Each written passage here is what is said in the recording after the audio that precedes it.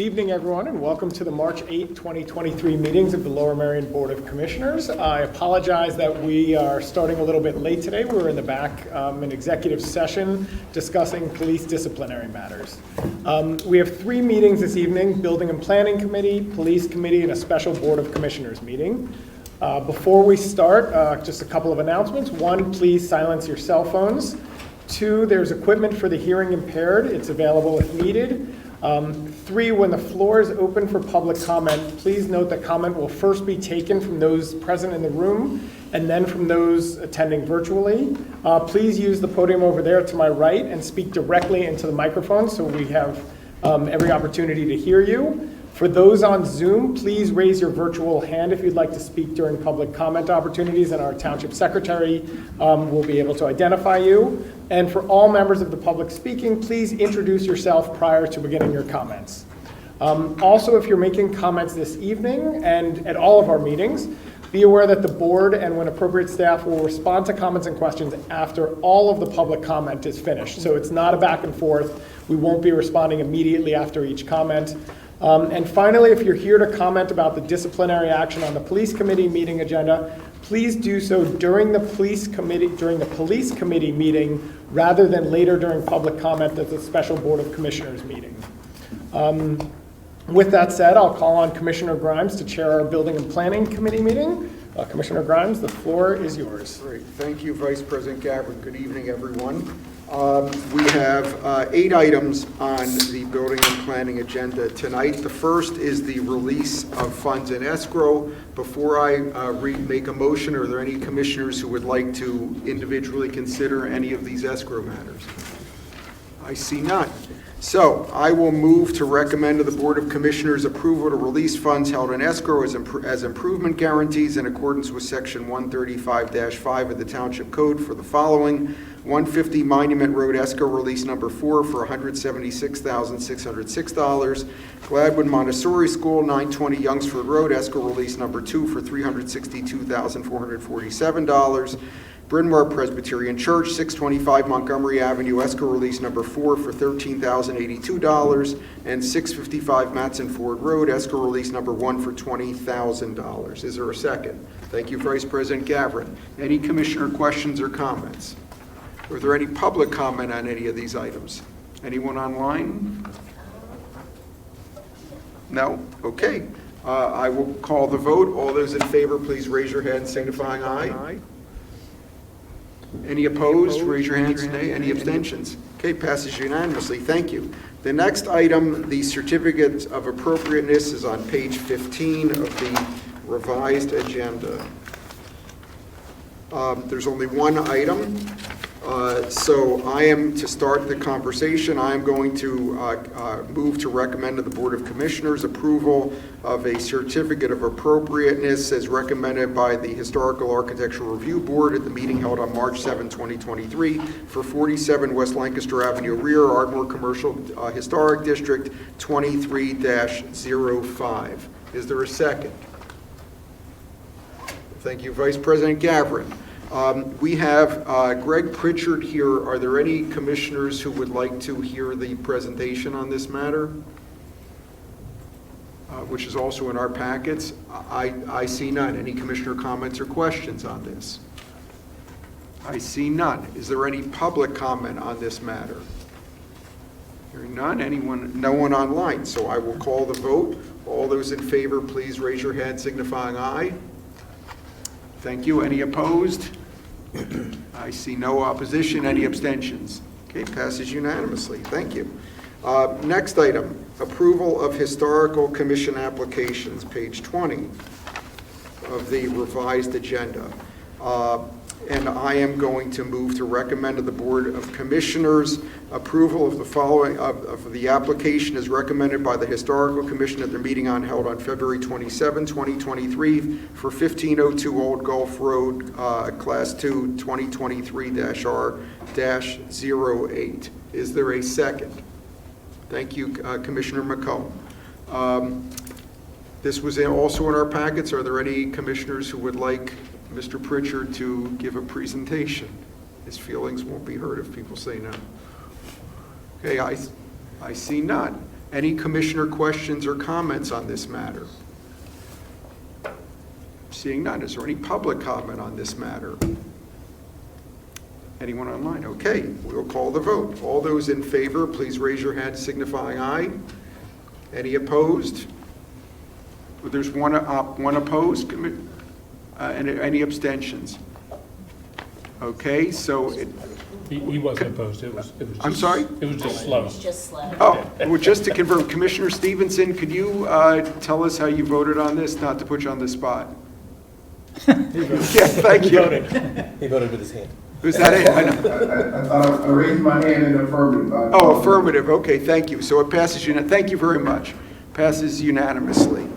All right, the next item is the authorization to advertise the ordinance, I'm sorry, appointing this to the Planning Commission. I apologize, on page 21.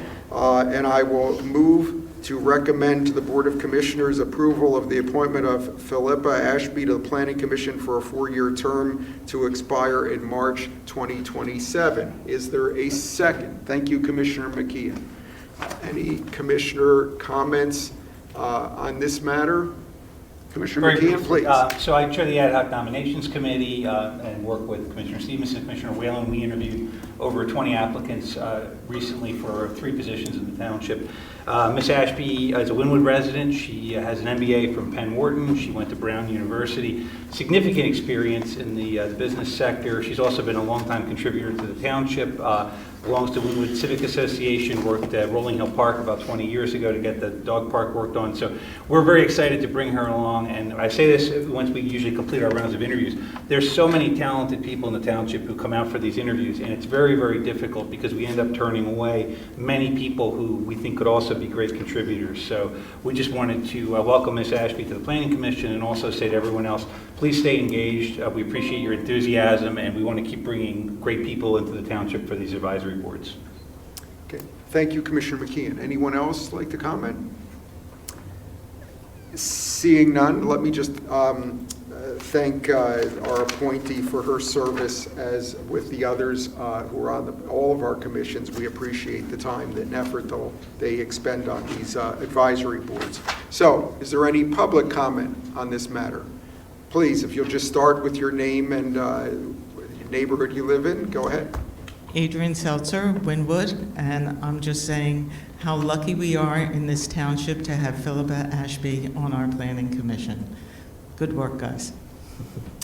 Thank you. Is there anyone else who would like to make public comment? Is there anyone online? Okay. So I'll call the vote on this. All those in favor, please raise your hand signifying aye. Any opposed? See none. Any abstentions?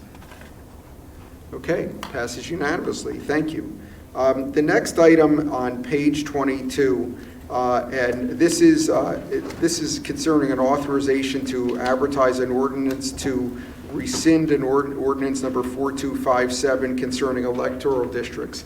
I am going to ask our township manager if he just wants to make some brief comments on this. Certainly, Commissioner. The county rejected our redistricting plan on the basis that it did not follow magisterial district boundaries, and also potentially because we corrected the split of the congressional district in one ward. County, of course, the time has passed to be able to correct this and do anything for the redistricting for the 2023 election cycle. The county's promised to work with us to try and work out a compromise that they can approve and send on to the Court of Common Pleas for approval. So this is simply an action that we would take to make sure our historical record is correct. We don't want an ordinance on the books that never went into effect and doesn't reflect the reality of what our wards are. So this is taking that step to remove this from our ordinance book and from our historic record. Okay, thank you. So, Commissioner Just had a quick procedural question. I'm not sure if this is belt and suspenders. Wasn't the ordinance predicated upon its acceptance? It was not. It was simply adopted a new ward redistricting scheme, but the ordinance didn't have a fail provision if the county didn't accept it. Right, but as a matter of law, okay. All right, you know what, forget it. We have to do this. Sorry, thank you. Not at all. So let me just get the ball rolling. I am going to move to recommend to the Board of Commissioners authorizing the Township Secretary to advertise notice of intention to adopt an ordinance to rescind Ordinance 4257, enacted January 11, 2023, changing the boundary lines of township wards. Is there a second? Thank you, Commissioner McComb. Okay, are there any other commissioners who would like to make any comments or ask any questions of our township manager on this? Seeing none. Is there any public comment on this matter? Please. Hello, Adrian Seltzer. I have one question. The magisterial districts that the county had a problem with, were they the old lines or the new lines? Ms. Seltzer, if you would finish your questions, and then we'll answer them as well. That was it. Were they the old magisterial district lines that they were concerned with, or the new magisterial district lines that haven't been approved yet? That's the end of your questions? Okay. Do you care to answer? The county official indicated the new magisterial district lines were approved at the very end of December. Okay. So, are there any other public comment on this? Is there anyone? Jamie Vogel is Oh, I'm sorry, Ms. Mogul, I didn't see you. Please go ahead. Okay, Jamie Mogul, Haverford. I did mean to update you all, particularly, I think I spoke with Vice President Gavin, but I meant to contact you all, that I have been is actually incorrect. I mean, the fact that they actually said that they rejected our maps because you corrected something, that actually defies common sense, actually. And also the magisterial district, I think many of you have heard me say this before, that is not, magisterial district lines are drawn by caseload. And those are the new maps. I know Adrian just spoke. Those are the new maps. They were adopted, and it does remove one of the districts in our area. But those are done by case law and has nothing to do with wards or population. And you all did do the correct thing. So my only comment to you all is, before you withdraw an ordinance, I would, it's because it's not put into effect. I am actually working so that it does get done. There's only really about 700 voters difference in terms of the precincts.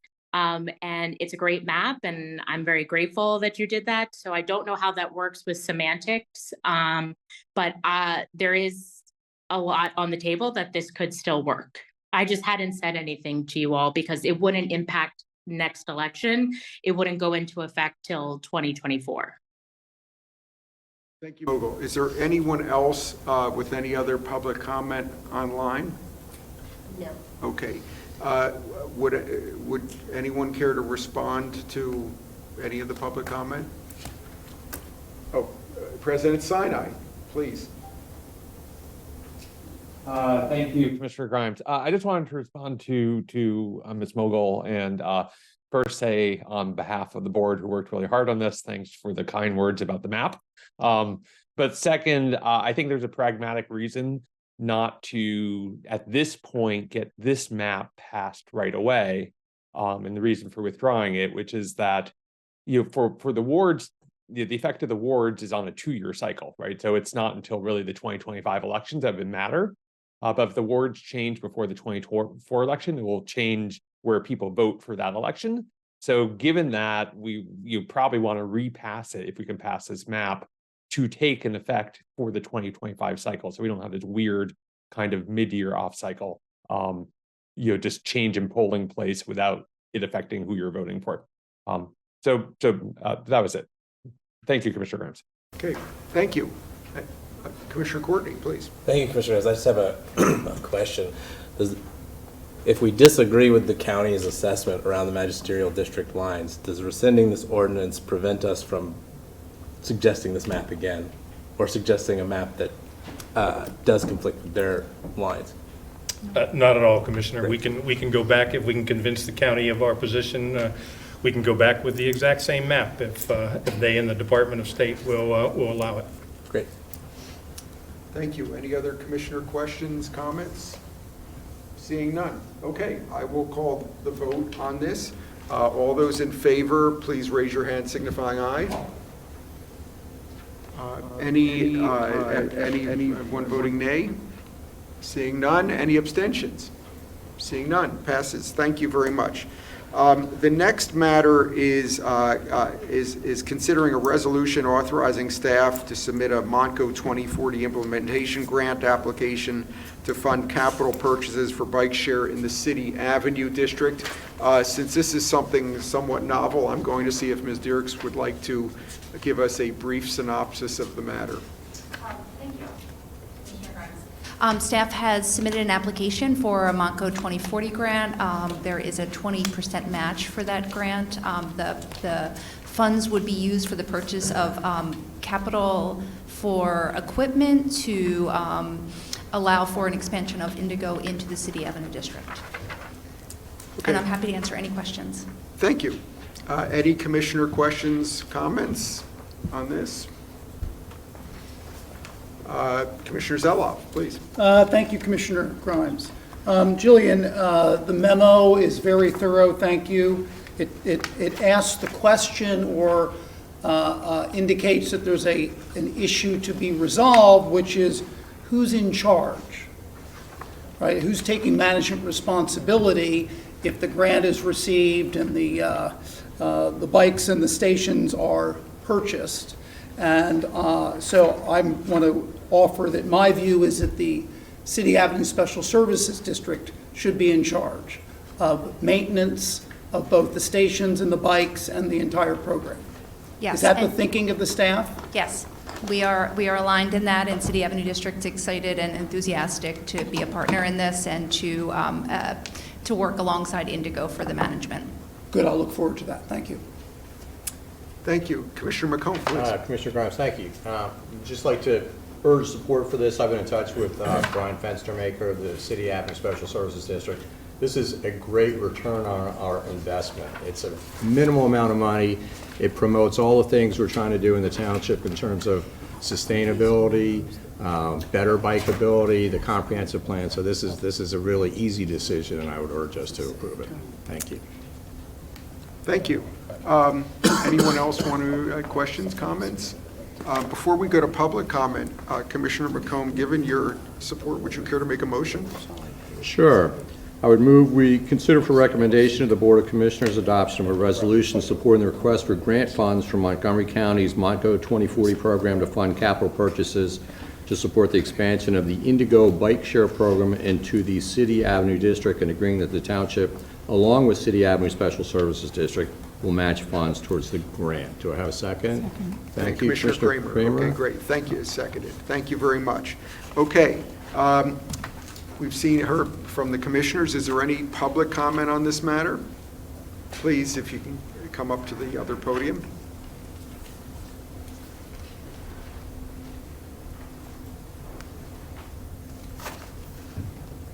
Hi, everyone. My name is Allison Cohen. I'm actually a Philadelphia resident now, but I grew up in Wynwood, a Lower Merion alum, and I own Bicycle Transit Systems that operates Indigo. So it's awesome to see it coming together here in a hometown, excited for the support for it. And I would just encourage, as someone who biked to school from Wynwood over to LM, and my father still lives here, I would encourage the continued support of the infrastructure, bicycle and pedestrian infrastructure, that will support use of this bike share system, because we, along with the Township and City Avenue Bid, hope that this is a pilot.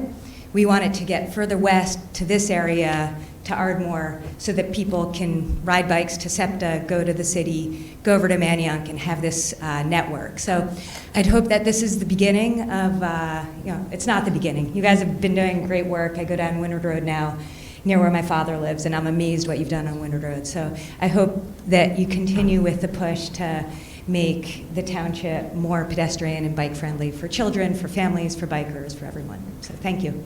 Great. Thank you very much. Is there anyone else who'd like to offer public comment? Mr. Gordon. I couldn't resist. Hi, Brian Gordon, Merion Station.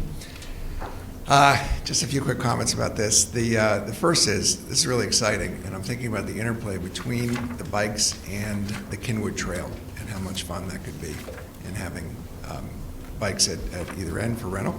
The second thing is I wanted to encourage you to continue to impose recreational trails, rec trails in every development, and make sure they're connected together. And finally, I think there was a bike study done around 2005, even before I arrived. If it's still on the shelf, take another look at it and see if we can, I'm talking about bikeable route study and back roads. It'd be great to implement that. Thank you. Thank you. Is there anyone else with public comment? Is there anyone online on this? No. I know. Thank you. So we do have a written comment that has been provided to all the commissioners from Janet Giuliani, who is the managing director of Bala Plaza. Ms. Giuliani wrote in support of this resolution to submit the grant application. So, and we thank her for submitting that. Unless there's anything else, I'll call for the vote on this. All those in favor, please raise your hand signifying aye. Aye. Thank you. Any opposed? Seeing none. Any abstentions? Seeing none. Passes unanimously. Thank you. Thank you. Next, we're on item 7 on the agenda, which is on page 33. This concerns an authorization to advertise an ordinance for Chapter 155, our zoning ordinance for the light industrial district for signage in that district. So I see Jillian here. If you would like to make a few comments, you're certainly welcome to. Yes, I'm happy to walk you through the ordinance if anyone has additional questions, but I can be brief and explain that the signage, the code amendment that is proposed is to create district-specific standards for the LI district. The LI district is a district that exists in Bala-Cynwyd. It's located at the terminus of Writers Ferry Road. It includes 5 properties. The 2 things the code amendment seeks to achieve, one is to address a requirement for, currently our signs are, the sign area for each property is calculated by street frontage. One of the unique things about the zoning district is there is no street frontage or limited street frontage to generate permitted sign area. And the other thing is that this district allows for 10-story buildings, and there are not sign provisions for taller buildings, considering the scale. So those are the 2 things that we're trying to achieve with these changes. There is one change that we wanted to read in tonight. You have a copy in front of you, but it is to D9 or D5. It's the addition of the word non-residential to further clarify that these provisions would only be applicable to non-residential buildings. We also have images of building signage scale to provide some representation of what that size looks like on a building of a specific height. And I'm happy to answer any questions. Okay, so let me start by just asking you to clarify 2 things, because I've gotten asked about this from quite a few residents in my ward. Can you confirm that this ordinance will not allow additional billboards in this district? Yes, I can confirm that. Okay. And is it also the case that this will not allow any other non-accessory signs, meaning signs unrelated to the building that they're on? That is correct. So those will not be allowed in here? No. Okay. And the last thing is the LI district. Could you just describe where we're talking about in case someone's not familiar? Sure, and I'm happy to share a map on the screen. The LI district, here we go. It's comprised of 5 properties. Some of them are under joint ownership. I think there is 5 different addresses there, but it includes the Royal Athena property, Pencoy Landing, where there is a Marriott Hotel, Aqua Hab, which is located at 605 Writers Ferry, and also the Harmland Building, which is located at 525 Writers Ferry Road. This right here is 76. Okay. And this is the only area in the township? This is the only area in the township that is zoned LI. Thank you. Okay. Other commissioner questions, comments? Commissioner McKeon. Thank you. So, Jillian, my questions relate back to the size of the signage. I know there was an issue raised at the planning commission Yeah. because at least one planning commissioner, I think, felt that the sides, we were permitting signs to be too large. And my concerns are, you mentioned the expressway. Right now, we're dealing with developers who want to put in one or maybe multiple electronic billboards already on the expressway. So I'd like to limit the additional signage as much as possible. So what I'm wondering is how staff would feel if we changed that number from 100 feet to the maximum area of the sign being 80 feet. And now if the developer wanted to get a sign over 80 feet, I think he or she could still go before the zoning hearing board, request a variance, and that would give the public an opportunity too for feedback, and they could say whether or not they oppose it. But is that something, is an 80-foot maximum something that staff could live with? It is not something we have looked at, the signs that we had looked at previously, so we do have some examples. This is a 90 square foot. And then also currently, wall signs are limited to 40 feet, so this kind of illustrates what a 40-foot sign would look like. I do think that we could have a discussion about it. It seems reasonable. I do think... The signage, just to be clear for tonight, the signage that's being proposed is really just, has to relate to the building itself. It can't become a de facto billboard. I know there's been some concern in the community about that the signage should be too large. The signage standards that are being brought forward tonight are designed to be proportioned to the building and the height of the building. Most of our buildings in our commercial areas and our signage is really oriented to that pedestrian scale commercial areas that you have in Ardmore, Bryn Mawr, where signs related 3 stories, 4 stories, where we don't allow a lot of height.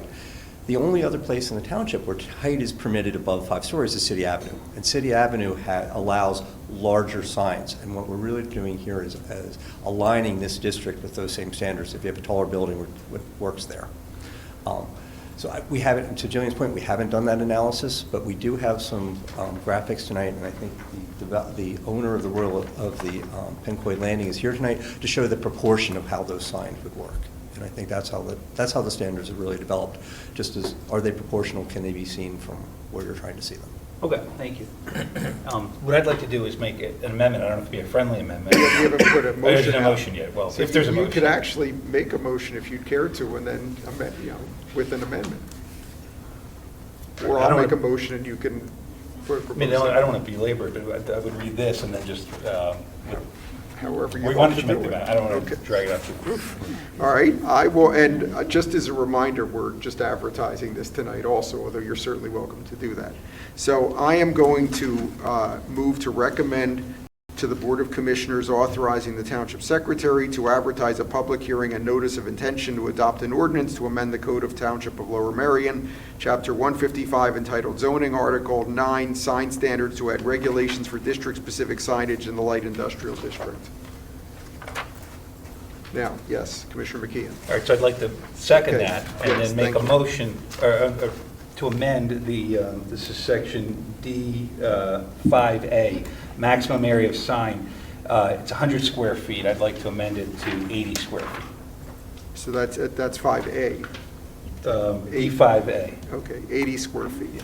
Okay, I'll consider that a friendly amendment for purposes of discussion. I'd like to comment on the. Well, please, we just have the motion on Right. the table seconded. Do you have anything else you wanted to say? Nothing to add. I understand Commissioner McKeon's suggestion. I disagree with it, though. This is an unusual area, and there have been complaints by people in terms of, first of all, it's dark. There are no streets per se, so the signs are not really in relation to street addresses. The signs really need to be big, or they're kind of useless. So I think staff has looked at it. I think the signage that they're proposing is the appropriate size. It helps people navigate. It helps people see what's there.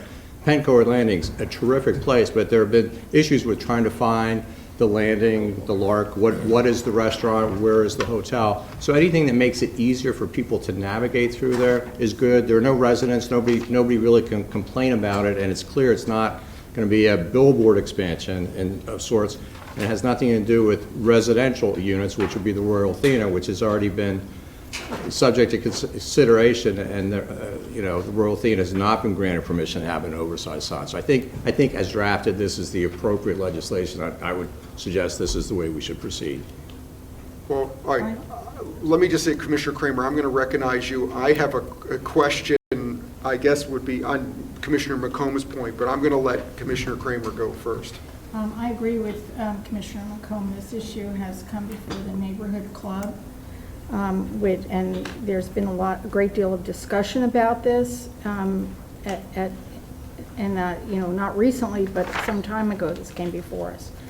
And I think I agree with Commissioner McComb that this is the correct size, and it's carefully thought out and meets the needs of the business owners at that location. And arbitrarily changing the size of it, I don't think is appropriate. Thank you. So before I go, any other commissioners' questions come? Oh, President Sinai, please. Thank you, Commissioner. Chris and Jillian. Though I share Commissioner McComb and Kramer's general view that the size of the on building, top of the building signage is seems appropriate and in scale with the buildings and for the purpose that they seem to be intended, which is when you see buildings that they have signage that reflect the tenants in the building, or in this case that the example, the hotel. Chris, I guess my concern is if like some other building shows up and they say, oh, well, what we want to do is put a really bright, multicolored, moving, display as our sign up on the 6th floor that will advertise the businesses that are in this building. Like, what prevents that? So I'm happy to answer it, and Chris can jump in. I can't see who's at the podium, so I'm addressing So there are limitations that are included in the code amendment. 5E limits the types of illumination, and any kind of electronic messaging would not be permitted. So it just allows for illumination, limits it to external illumination lit from above, or internal illumination, so lit from within. And does it have to look like the sign that we saw in the hotel that that was shown to us in the example, or could it be something that basically looks like a billboard but is a 100-foot sign? All right, so are there designs here, like some places we only allow channel lit signs and things like that? So yes, so in addition to these regulations, they're also subject to the Article 9 regulations, and those would provide some limitations, and they're consistent throughout the township. So those are the same restrictions that are placed on buildings in Ardmore, Bryn Mawr. Okay. So thanks. That gives me comfort on that. So I guess the other thing I have a question about is the signs on poles, right? Mm-hmm. Which this ordinance also expands. And so that to me feels much more like a billboard for the building, even though it has to be for the occupant of the building. It feels like a billboard, right? The sign on the poles look like that. That is not something that is particularly tied to the scale of the building. And so that got expanded in size. It went from 40 square feet to 50 square feet. What was the rationale for that? So the thought process there was that it would be consistent with the other district specific signage, similar to, and so this is the same language that's used in City Avenue District. Got it, but it was 40 feet here before, I guess, which is specific to this area. If there's not an immediate and pressing need to increase that size, other than, consistency with, some miles away in the township, maybe we could leave that at 40 feet. Is that just, do you have views on that? I don't think we have views on that, but just to be clear with the pole sign, so there's not a misunderstanding. Commercial properties are permitted one pole sign for their property. The square footage that's proposed is to go from 40 feet to 50 feet. That's the sign area. poles are only allowed to be a maximum of 15 feet tall. So that fear of this could be a billboard, an extended pole up and, extending over the expressway, I think isn't a concern. And the copy height is also limited on these signs to 18 inches, which I'm holding my hands up for everybody here, which is about 18 inches. And the further you get away, that's harder to read as the copy goes. But I think from that 40 to 50, I don't think we really have much of an opinion on that either way. Okay, and that was just an aesthetic, or that was just a code consistency kind of element. Yeah, and I that think- pole has to be in the ground. It can't be a pole mounted on top of the building, right? Yes, that pole would have to be in the ground. I think one of the other considerations that we discussed is the visibility from across, and I think I have an image here that shows the ice cream shop that is part of Pencoed Landing, but the visibility from the other side of the river. So, understanding that this is not something you're going to be seeing maybe right in front of you, but you may also want to be seeing from the pedestrian bridge as you cross the Schuylkill or as you're on the Main Street in Merion walking across the bridge. Got it. Okay, that's very helpful, Jillian and Chris. Thank you very much. Thank you, Commissioner Grimes. Thank you. Ask a question in furtherance of what Commissioner McComb said. So my understanding is that this would allow a building to have a sign, let's say potentially on the side facing the Schuylkill. Yes. And also on the side facing the Schuylkill River. Yeah, correct. And I certainly understand the need to have a larger sign facing the Schuylkill because you got a hotel, you got a restaurant. There's other, the Royal, forgive me, I know the Royal Athena is called something else now. It's escaping me. But on the other side, there's no access, as I understand, no vehicular access from the Main Street Manayunk side. Because the Pencoed Bridge, you have to be a tenant. If I'm correct, you have to be a tenant to use that bridge or else go into the leasing office or else you can't use it.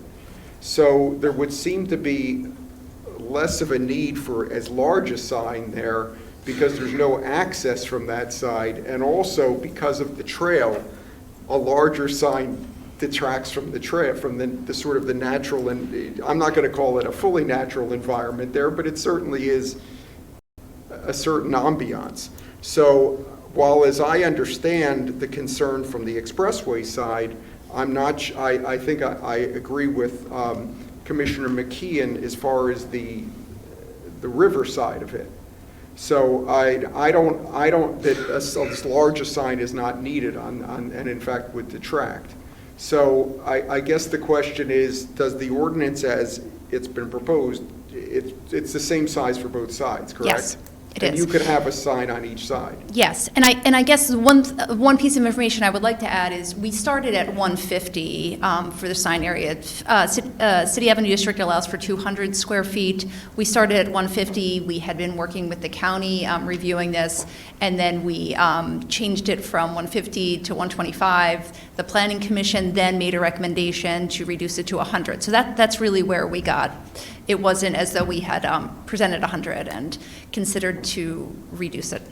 Although to be clear, what's allowed there now? Right now, it's limited to 40 square feet for a wall sign. so- That's the general standard, which is applicable to Bryn Mawr and also Ardmore. Right, so we really didn't start. We started Oh, at yeah, less. sorry, yes, Yeah. correct. Oh, Sorry. okay. Well, I'm going to see how it goes. So any other commissioners have any questions or comments? Because I'd like to hear from, I assume it's going to be the owner of the property. I see none right now. So let's go to public comment. Sir, go ahead. Good evening, Commissioners. Sean McCloskey from the Penn Group of Companies. So our company is the company that developed Pencoed Landing. We started there in 1999. We bought that first property. And at this point, we own most of the district.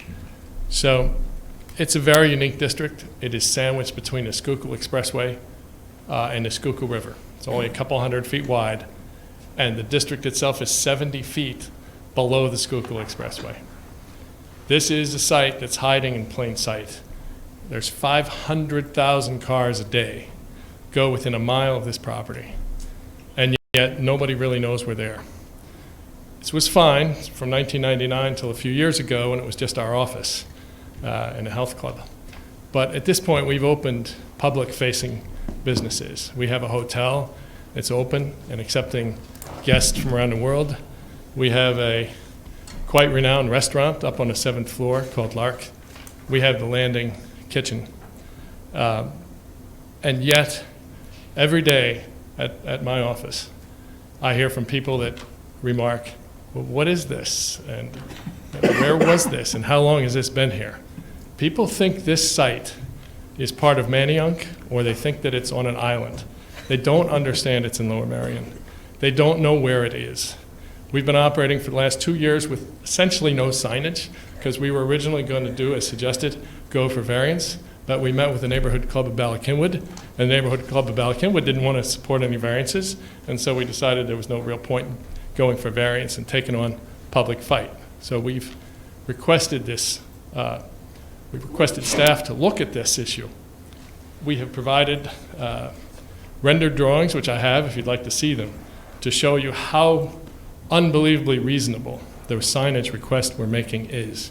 We're talking about signage that cumulatively is about 1% of the facade area of this building. This very, very large building.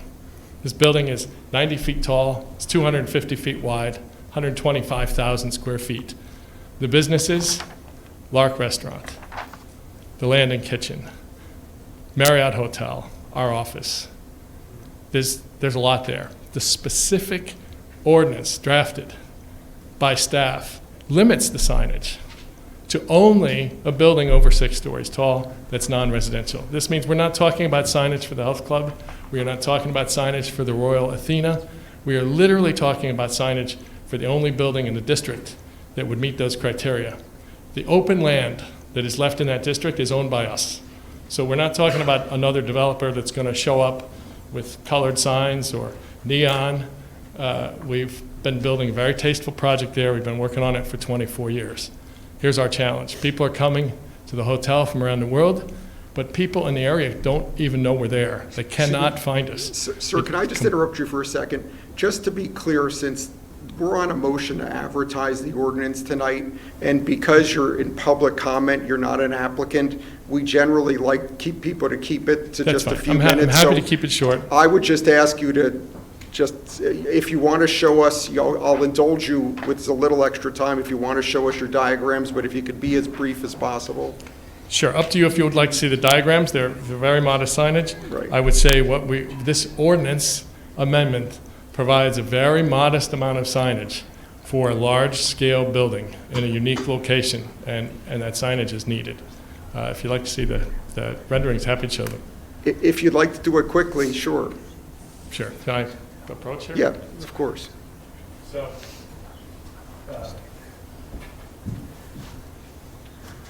imagine you're going like 70 miles an hour or 40 miles an hour on a Schuylkill Expressway. You're going by the building. This building is 70 feet below grade.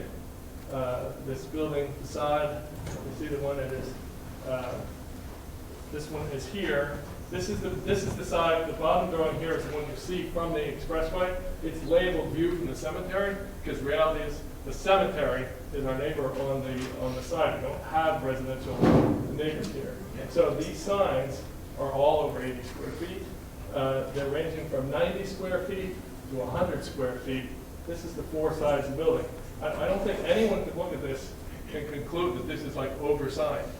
To put it in perspective, a billboard is 500 square feet. Okay, so we're talking 100 feet, but we're 100 feet for a building that's down in a hole by a highway. So I know this is not our application. We're going to come back to that later, but I just did want to show you the scale. Because when you see text amendment, and you see it says 100 or 80 or 200, and 200 is a relevant number because that's what's permitted in City Avenue District, or the 125 that the Planning Commission requested we drop to 100. This is what 100 looks like. It's not much. Okay. Thank you very much. Right, thank you. Okay, so is there anyone else who would like to offer public comment on this matter? Please, Ms. Gillen. Maura Gillen, Haverford. I would encourage you to advertise that ordinance as originally drafted. You all know how much of our revenue comes from businesses, and we need to support them, especially in this interesting little LI area. And as one of my professors in my MBA course used to say, a business without a sign is a sign of no business. Okay. Thank you. Is there any other public comment on this? Is there anyone online with comment? Okay. So let me add, we did receive one written comment on this. David Rosenbaum from Bala-Cynwyd sent an email to the board in opposition to the proposed code amendment relating to this district. So if there's no other public comment, I'm sorry, you said you're sticking with? Yeah, I was going to stick with the motion. Okay, yeah. so what we have now to vote on, we have the resolution, that the motion that was made with Commissioner McKeon's amendment to 80 feet. So that's the first thing we're going to vote on. To be clear, because I probably wasn't when I made the motion, the motion is with the amendment to section D5 that staff proposed tonight. So just clear on what that's what we got on the extra sheet. I'd like to make an amendment to that, or propose an amendment. Please. Move for an amendment, whatever, for D5A, just changing the 80 square feet back to 100 square feet. Well, that's going back. So what I'm suggesting is we're going to, Commissioner. Making an amendment. Yes. I think, Well, as a point of order, if I may, you vote on what's currently on the Yes. floor. Okay. If it's rejected, Yes. then you go back to the original. Wait, can I interject? No, it wouldn't. It would be, we have a motion on the floor and he's making a Make an motion to amendment. amend that original motion, so his motion would be voted on first. Okay, although let's take the path of least resistance. Yes, please. The motion was made to adopt, according to the staff presentation. An offer was made of an amendment to reduce it to 80 square feet. You accepted that as friendly. I did. Which means the only action you have to vote on right now is the motion as amended to the 80 square feet. Okay, Now, Can I amend? let's say no more. Let's just take Commissioner Gavin can offer an amendment to actually be voted on to change it again. But the only thing you have right now is one motion that's been amended by friendly amendments. So, to move on, Commissioner Gavin, you've made your motion.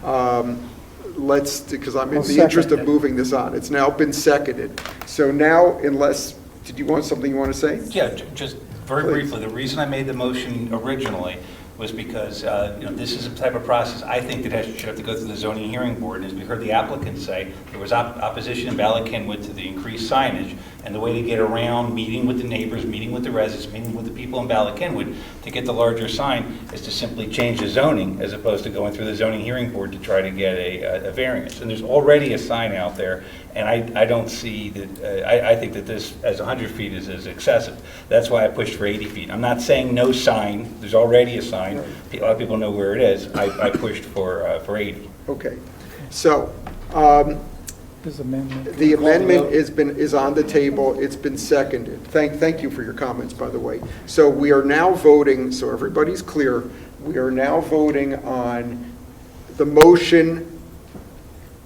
that as amended by Commissioner McKeon, and we're voting on Commissioner Vice President Gavrin's amendment to put the 80 feet back up to 100 square feet.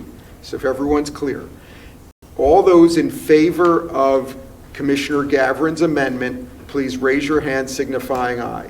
1, 2, 3, 4, 5, 6, 7, 8. I see 9 in favor. And 10. I see 9. I got Todd. Okay. So I see 9 in favor. All those opposed? I see 2 opposed. Any abstentions? So the motion to amend carries. So we are now voting, let's vote on the main motion as it exists now, which is essentially what we got when we started this evening with the staff amendment. Everyone's clear on that. All those in favor, please raise your hand signifying aye. Okay. Any opposed? Any abstentions? The motion carries. So we're finished with that. Thank you very much, and thank you, sir, for your comments before. The next item, item 8 on the agenda, on page 40, and I am going to move to recommend to the Board of Commissioners authorizing the Township Secretary to advertise a public hearing and notice of intent to adopt an ordinance to amend the Code of the Township of Lower Merion, Chapter A180, Historic Resource Inventory, to add 1533, 1539, 1601, and 1611 Monk Road to the Historic Resource Inventory as a Class 1 resource. Is there a second? Thank you, Vice President Gaffney. By way of Greg is here, but since this is in my ward, and in some ways I've been living with this project, for better or worse, and I assure the owner I'm not living in the project. This is the Linden Hill estate that's been with us many times before.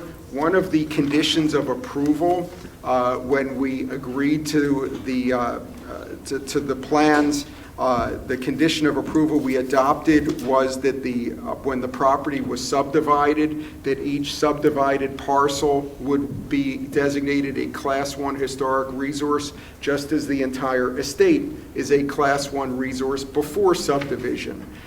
So this is we have to redesignate, since the property was subdivided. We need to redesignate each of these parcels is individually as a Class 1 historic resource, which, as we all know, is our highest category and highest protection for this property, and is the best way to make sure that this property as an entirety is preserved as a Class 1 resource. So, since you're up here, Greg, is there anything else you would like to add? I have plenty of slides, but I think it might be best if I addressed any questions that commissioners have. So, are there any commissioners with questions or comments on this matter? I see none. Is there any public comment on this matter? Please, Ms. Gillen.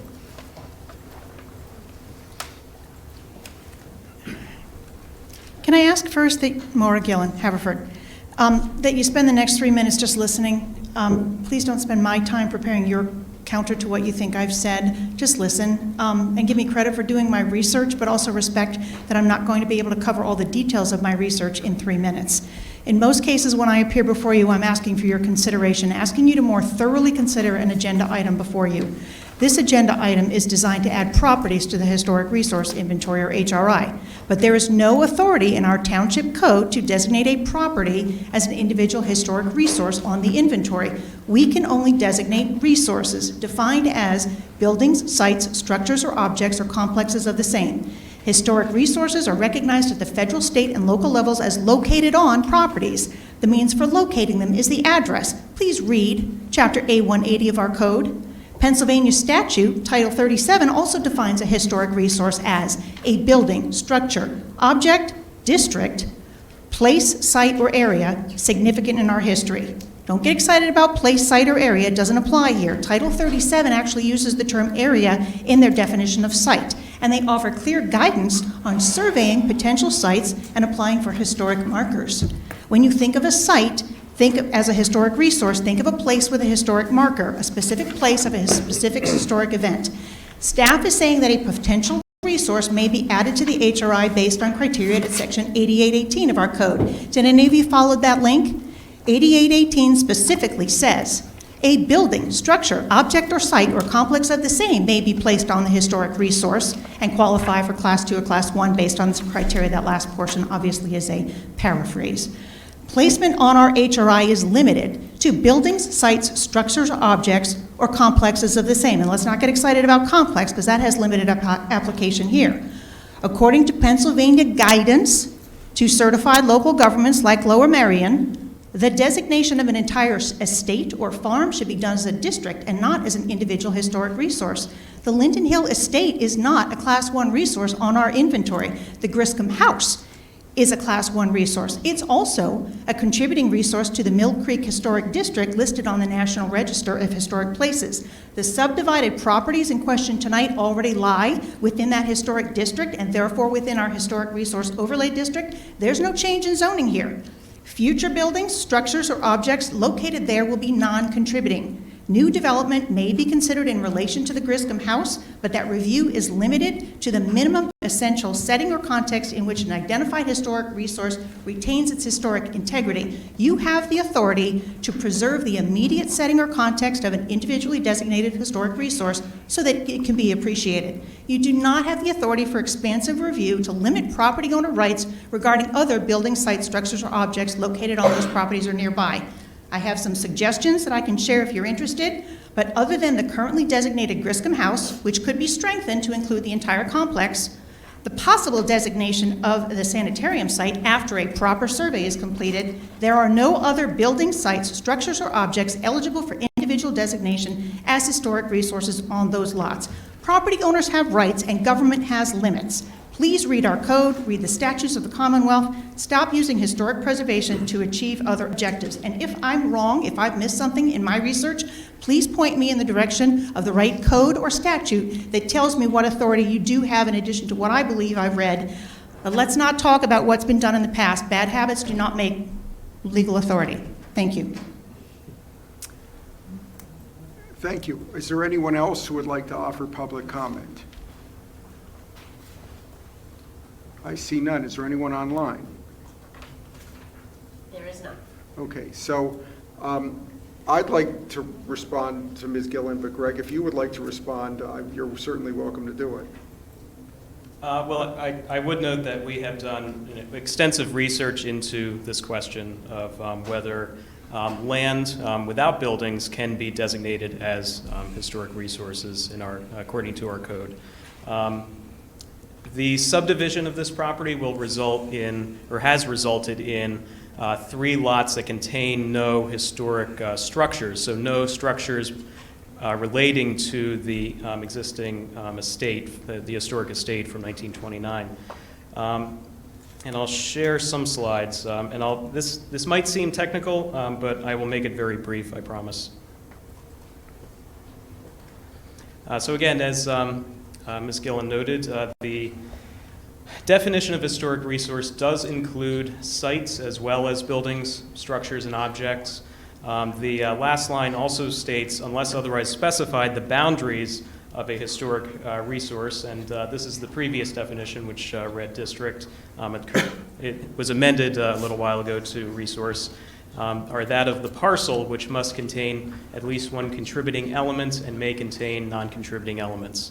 In the case of those 3 lots without structures, the Historical Commission determined that the site and the context of the site as it pertains to the overall former estate is the contributing element to those properties.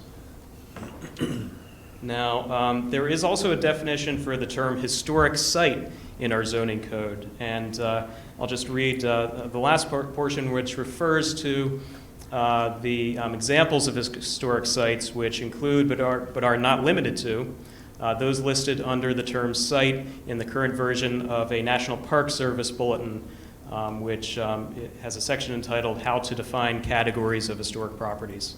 And this is the verbatim definition from the code. So going to that National Register bulletin, there are lists of the examples of types of sites that can be designated under their guidelines. Designed landscape happens to be one of them. And in addition, the bulletin reads that a site can possess associative significance or information or potential or both. The associative significance of those properties is of the estate, the former estate as a whole, which the Historical Commission believes is important to protect as it pertains to the view sheds, as any new construction might have an impact on the historic buildings. And so I'd be happy to take any further questions on this. Okay, so thank you very much. So let me just add some context, and let me just say first to Ms. Gillen, I hear you, I think, and I hope what we've shown is that we've taken your comments, which we've heard previously, seriously. I think that we have a respectful disagreement, But I am satisfied that we've consulted our sources, including our solicitor, and are going about this in the way that has been deemed appropriate. The other thing is that I would remind my fellow commissioners and the public that this is one piece in front of us tonight of an agreement that we reached with the owner of the property in order so his development could go forward in the way that he proposed it. And I'm sure many of you will remember, because we dealt with this about a year ago now, that there was concern over preserving this estate while the owner wanted to subdivide it so he could put 3 new houses on the property and put some additional residents in the existing property. And there was concern about preserving the totality of the estate's historic significance. And the agreement that we reached, not just with the owner but also with the residents, was to redesignate the subdivided parcels, and the owner was supportive of that, and we put it in the conditions of approval that this board approved with his consent and with his approval. So that's the way we did it. I agree with Greg that the value of this estate is not just the buildings, it's the landscape. We talked a year ago about historic view sheds, which will continue to be present in this property even after the new houses are developed on it. And this is an important step to preserving that estate and the Class 1 resource for not just for the people who live there, but also for the community. So, and by the way, and the Historical Commission obviously found the Secretary of the Interior standards that are requisite for each parcel to be found to have Class 1 value. That the criteria in our code comply with each of the lots individually. Yes. And Greg, I think, will be happy to share with anyone who wants to see it at any time what the individual parcels' values are, because it's in a narrative. So, are there any other questions, comments? I see none. So we will take the vote. All those in favor, please raise your hand signifying aye. Any opposed? Any abstentions? Okay, motion carries. Do you mind if this goes on consent calendar, Commissioner Zella? I do not. You don't? I do not mind. Okay, thank you very much. Okay, thank you, Greg. So that concludes Vice President Gavin, the Business of Building and Planning. Thank you, Commissioner Grimes. Our next meeting is the Police Committee meeting, which will be chaired by Commissioner McComb. But before I turn it over to him, just 2 quick announcements. One, I failed to mention before, acknowledge President Sinai, who's here on Zoom. This is not a coup attempt, me sitting in his seat. I'm merely keeping it warm because it is difficult to chair a meeting on Zoom. 2, as I mentioned before, any members of the public that wish to speak about the disciplinary action agenda item, please do so during this committee meeting rather than later during public comment at the Board of Commissioners meeting. Again, you'll be making comment from the podium over there if you're there in person. If you're online, please raise your virtual hand. We'll start with those in person. And don't forget to introduce yourself at the beginning of your comments. With that, you guys have been here and been patient long enough, so I will turn it over to Commissioner McComb. Thank you, Vice President Gavin. Just in addition to what Vice President Gavin said, that all 3 items on this agenda will be referred to the Board of Commissioners for action during tonight's special Board of Commissioners meeting. So with that, we'll hear from Superintendent McGrath with a note that we may take this out of order as it's listed on the agenda, and I think we were going to move the disciplinary action to item 3 with your approval, Superintendent, and do the conditional offer of employment and the police promotions first. Okay, the first action you note is a conditional offer of employment authorizing the township manager to provide for 3 individuals currently going through background investigations. Those conditional offers, thorough background investigations, have been conducted. 11 qualified candidates remain on the current certified list. This will allow us to make those hires in early May of this year. The remaining people will be continuing to go through the process for potential hiring for the next academy class, which is in July of this year. There are currently 11 vacant positions in the police department, and as I said, this will fill 3 of those. So this is requesting your authorization for those, the manager to make those offers. Okay, thank you, Superintendent. Are there any commissioner comments or questions? Seeing none, are there any questions or comment from the public in the room? Jody, anybody online? No. With that, I'll make a motion. We consider for recommendation of the Board of Commissioners authorizing the Township Manager to make conditional offers of employment to 3 police applicants who fulfill the civil service requirements for eligibility. Do I have a second? Thank you, Commissioner Bernheim. With that, we'll take a vote. All those in favor, please raise your hand signifying yes. Any opposed? Any abstentions? Madam Secretary, that passes unanimously. And the second item has to do with possible authorization of police promotions. Superintendent? Yes, so Lieutenant John String, currently with the Police Department, has accepted an offer to become the Chief of Police in Narberth Borough. This will open one position at the rank of lieutenant in the Police Department, and if that vacancy is filled, it will then cause an opening at the rank of sergeant. We are making a recommendation to 2 officers currently certified by civil service for promotion, the first being Sean Clifford, who is a sergeant, to the rank of lieutenant. Briefly, his background. Sean joined the department in 2002. He attained the rank of sergeant in 2018. He's performed extremely well, exceeds expectations in 4 of his 5 last annual evaluations. He's attended numerous advanced police training and leadership courses. Sean possesses a strong work ethic. Is very current on current case law, has the skills and ability to handle many different tasks at the same time with minimal supervision, and makes very sound judgments. He's got 2 unit accommodations, superintendent's letter, and an outside agency accommodation, and has received 23 letters of appreciation from the public. Ron Eckert, recommended to the rank of sergeant, started with the department in 2012. He's in the patrol division. He's also been assigned to the bicycle unit and the investigations unit during his career. He's a member of the emergency response team since 2015. He has advanced training in crash investigations, leadership, and has also exceeds expectation in his last 5 evaluations. He's got a combination for merit and a unit accommodation, and like Sean, has 23 letters of appreciation from the public. He was also nominated as Officer of the Quarter in 2015 and 19. And we are making the recommendation that both of those officers be promoted to those ranks. Thank you, Superintendent. Both officers seem eminently well qualified. Are there any commissioner comments or questions on either one of these potential promotions? Anybody in the room have any public comment with respect to these promotions? Jody, do we have anybody online?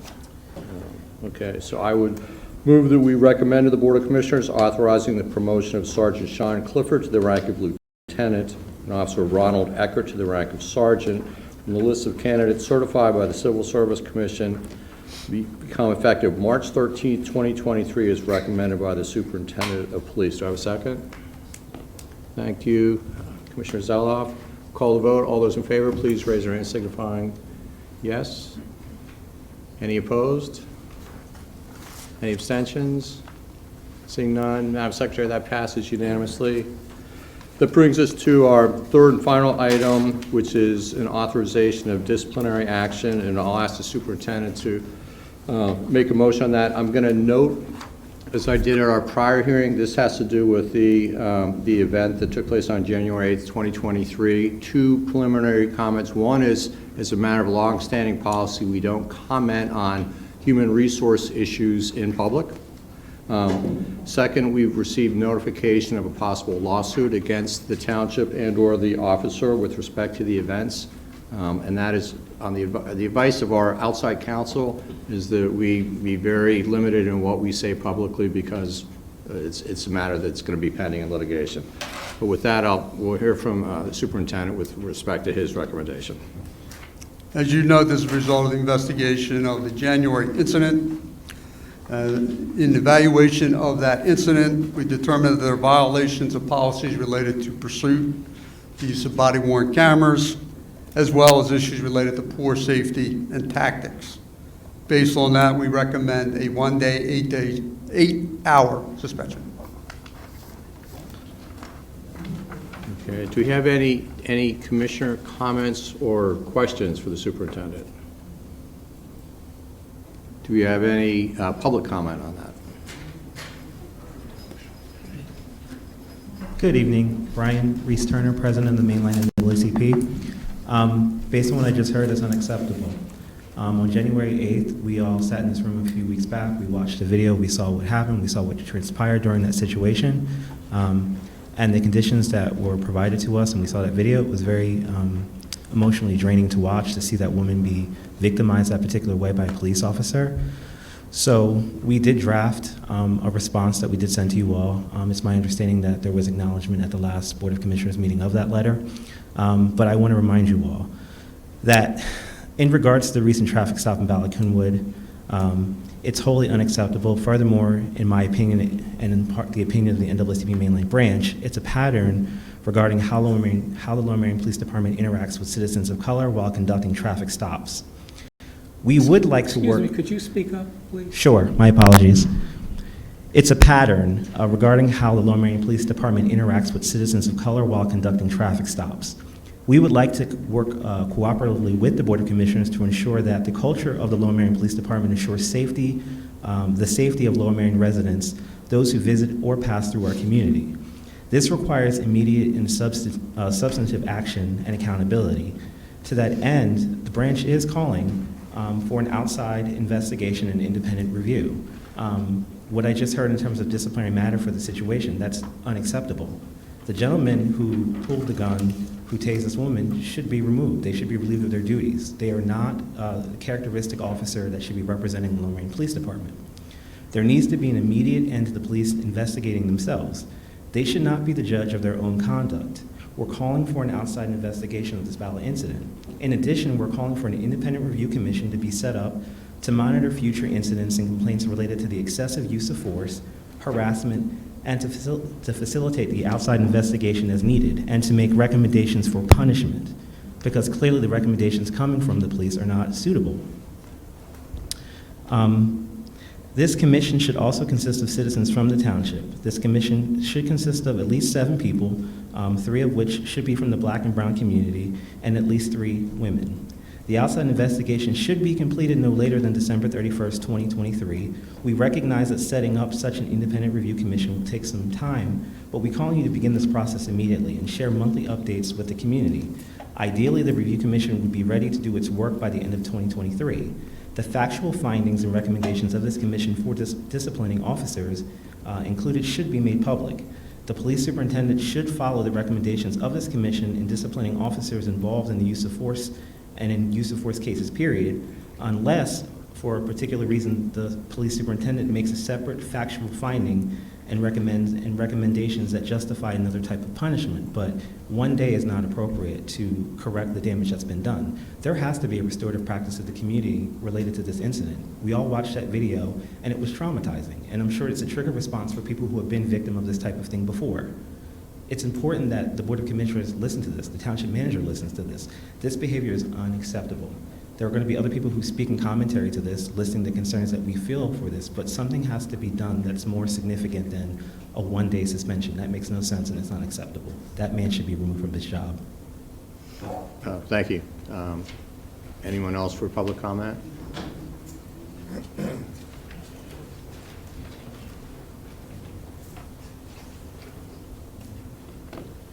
And if you could identify yourself and where you live, record, please. I'm Diana Robertson. I'm speaking on behalf of Power Mainline. And in response to the disciplinary action that was stated by Superintendent, I took a good deal of time, along with other members of Power Main Line, and we took a good deal of time, and we looked at the policies within the police department, specifically policies that dealt with a code of conduct. And noting that the staff and inspections unit commander is responsible for doing the investigative action for complaints filed in reference to police officers, and then reflecting on what took place on January the 8th. It says in the policies that the Staff and Inspections Unit Commander has the authority to report directly to the superintendent among criminal conduct,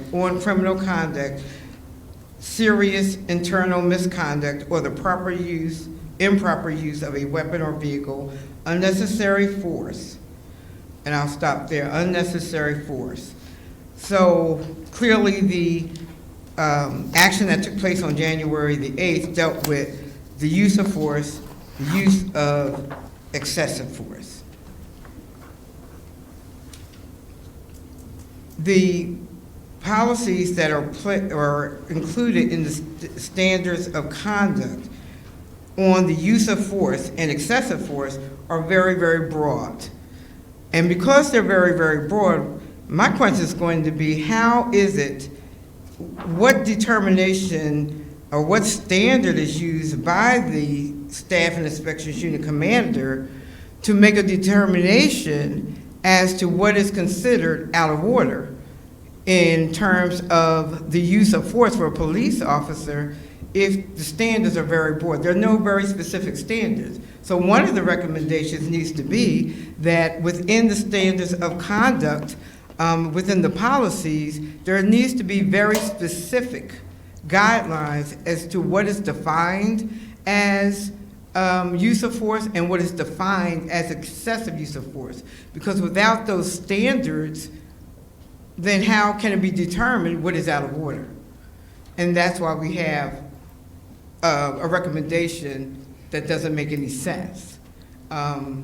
There's also in the standards of code, it talks about the action that should be taken in regard to misconduct of a police officer that would be something that would deter that action from taken again, that other police officers wouldn't commit that same offense again. When you give disciplinary action that really isn't disciplinary action, then you haven't done anything to deter that action from taking place again. You haven't done anything to say to the public that you're hearing information, that you're hearing them on what was viewed, what was considered traumatizing. There is no even explanation as to why that action took place at all. It was said at the last meeting that the officer did violate several policies, violated the de-escalation policies, violated a lot of other policies. So how do you have all of these violations of even the policies that you have in place, and you have no standard for the disciplinary action to deal with that? If you don't have disciplinary action that is adequate, it is guaranteed that it will happen again. I don't know whether this officer has had disciplinary action in the past, but what we do know is that when things take place, that there are no repercussions for the actions, they will occur again. This is something that needs to be deterred and needs to be placed in the policies very specifically as to how the use of force and use of excessive force is defined and considered by this police department. Thank you. Thank you for your comments. They're helpful. Anybody else with public comment? Adrian Seltzer Winwood, speaking as Vice President of the Mainline NAACP Mainline Branch.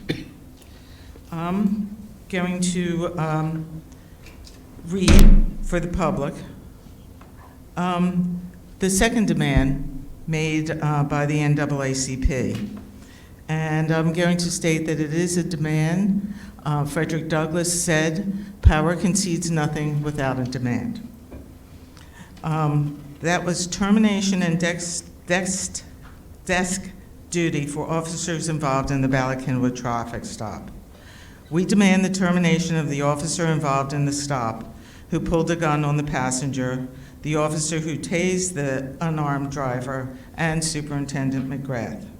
In addition, we demand all other officers on the scene during the incident be placed on desk duty, pending the completion of extensive retraining on both de-escalation and how to intervene when a fellow officer is using excessive force.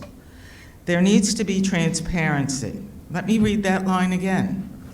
There needs to be transparency regarding the officer's status, and the community should not fear that the officers are still responsible for responding to calls or making traffic stops. All officers on that day were complicit, and the superintendent needs to be held accountable for his officers' actions and their inactions. Thank you.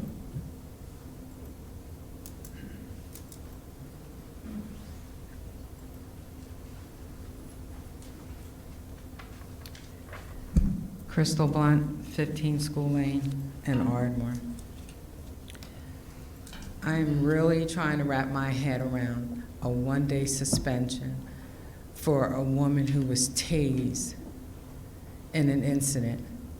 I went back and looked over the history of the police department in this community. 30 years ago, they stopped Reverend Davis, with guns drawn. 2015, there was a shoveling incident in Bala-Cynwyd with people of color. That same 2015, there were two people from the Overbrook Park area that the police had a run-in with. Harry Mobley had a police run-in with. Nathan Williams had a police run-in with. And now this young woman, underneath that man's tenure. You are a commission board who should govern everybody, not just your little pocket and community that you live in, but everybody. And that includes the Black and brown people that live in this community, that should be able to feel safe in their own community, that pay taxes just like everyone else in this community. And every time we come up here to place our concerns, we want to be met with an unbiased reaction from this commission's board, one that's fair and transparent. Because you're elected officials. You took an oath to govern everybody in this community, not just who you want to. I understand that most of you are white with the exception of one commissioner, so you look through a lens, possibly of white privilege, so you might not understand how traumatizing all of this is for a community of Black and brown people. That is unacceptable. That police officer should not be on the street because people aren't safe.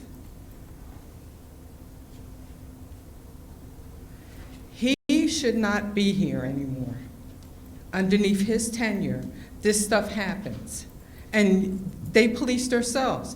They decide on what punishment they deserve. Do you know how that sounded? I really want you to think about that. 8 days, 1 day suspension. He could have cost that woman her life. You could have killed Harry Mobley when you had guns drawn. Someone is going to lose their life, and is that what you're waiting for? Because I said that the last time, and somebody got killed on the top of Ardmore Avenue. They lost their life because you didn't want to put crosswalks there or safe things for people to walk through.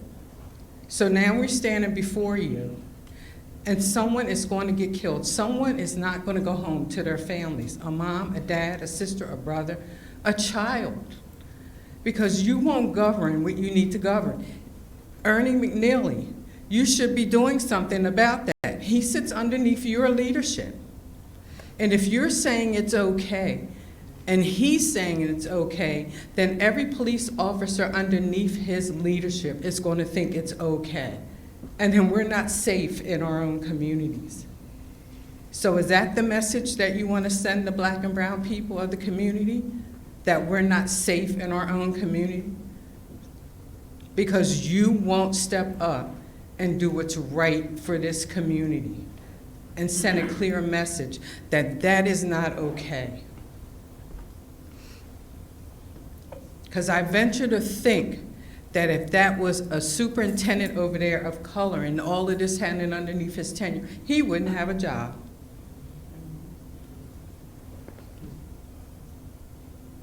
You need to do what's right.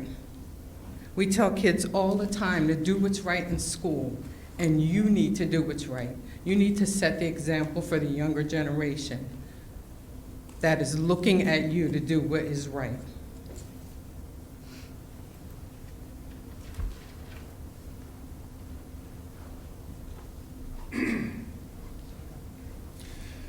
Good evening, Brian Gordon.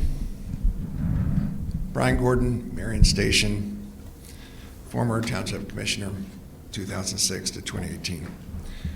I'm going to ask you to do what we never did one time in the 12 years that I served as a Township Commissioner. I'm going to ask you to reject the recommendation of Superintendent McGrath for discipline of this officer so that it could be studied further, discussed, and a more appropriate discipline can be selected. I ask you to vote no.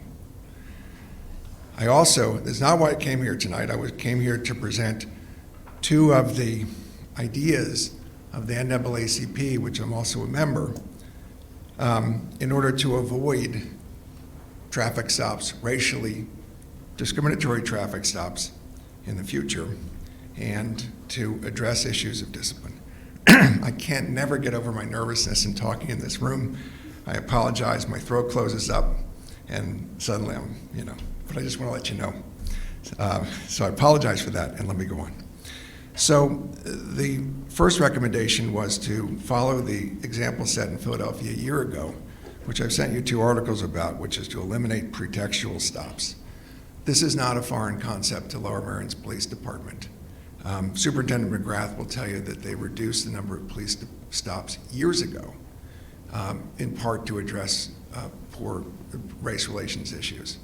There was a time when officers, there may not have been a quota, but it was something that was considered an advancement, and I think those days are gone. Nevertheless, I believe with many things, it's in with whether to stop is within the individual discretion of a police officer. What we're asking you to do is to make this more routine and to take a look at more minor stops that don't put the public safety at risk, and study those carefully and see if it's a policy that can be adopted. It's just one of maybe 10 ideas the NAACP had, and they wanted to narrow them to 3 to give you some achievable objectives.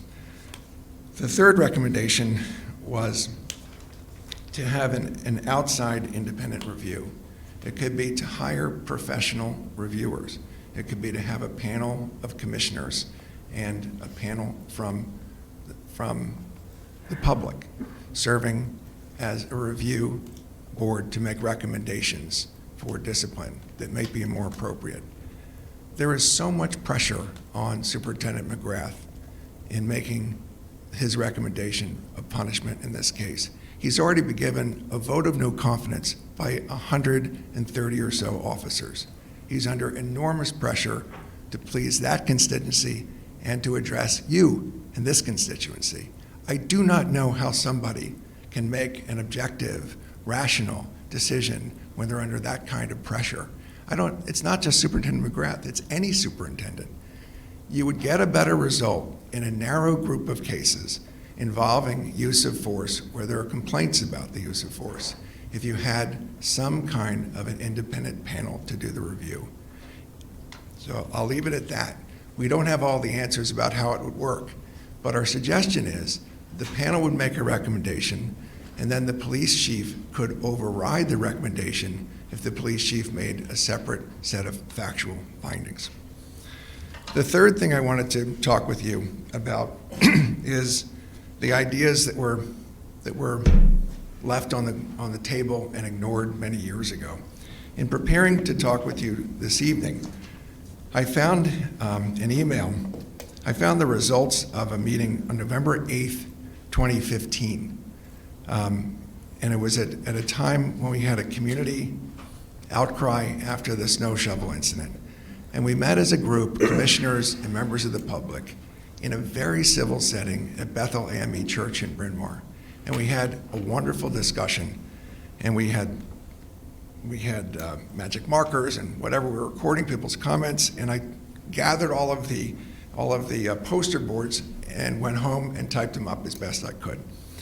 And they ask you now to say, if we had, when you're choosing the next police officer, I understand Superintendent McGrath's time is coming to the end of his tenure. When you're choosing the next police chief, to consider, would we be in a better place in terms of race relations if we had taken these ideas seriously?